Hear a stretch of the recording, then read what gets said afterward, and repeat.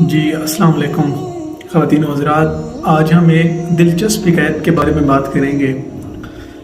رومی اپنی مثنوی میں لکھتے ہیں کہ ایک دن ایک شخص کہیں سے گزر رہا تھا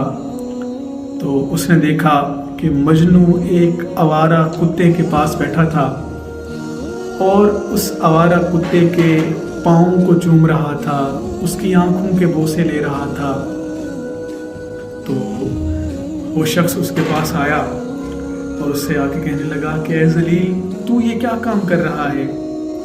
تو نہیں جانتا کہ یہ کتا نجس ہے، ناپاک ہے، تو اس کے پاؤں کو کیوں چوم رہا ہے؟ تو اس کی آنکھوں کے کیوں بوسے لے رہا ہے؟ تو مجنون نے اسے بہت ہی خوبصورت جواب دیا اور اسے کہا کہ تو اسے کتا سمجھتا ہے، تو اسے کتا جانتا ہے، تو نہیں جانتا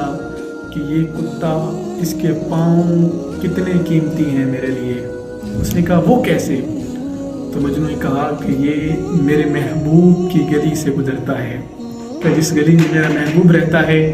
یہ کتا بھی اسی گلی میں سے گزرتا ہے، اور اس کتے کا منہ اس لیے چوما کہ اس کی آواز میرے محبوب کے کانوں تک جاتی ہے، اور کہتا ہے میں اس کی آنکھیں اس لیے چوم رہا ہوں کہ یہ آنکھیں وہ ہیں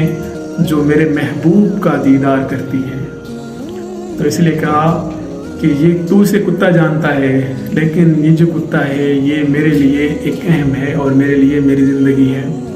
تو اس لیے رومی کہتے ہیں کہ جو لیلا ہے اسے مجنوں کی آنکھ سے دیکھنا چاہیے، کہ عام آنکھ سے وہ کہتے ہیں کہ لیلا بڑی بدصورت تھی، لیکن وہ جو مجنوں اس کے لیے محسوس کرتا تھا وہ ضروری نہیں کہ ہر ایک محسوس کرتا ہو، اور اس لیے وہ کہتے ہیں کہ جو زہر سانپ کے اندر ہوتی ہے وہ سانپ کے لیے زندگی ہوتی ہے، چہ جائے کہ وہ ہمارے لیے زہر ہوتی ہے، کہ ہمیں اگر سانپ نے ڈس لیا تو ہم موت کے منہ میں چلے جاتے ہیں، لیکن وہ زہر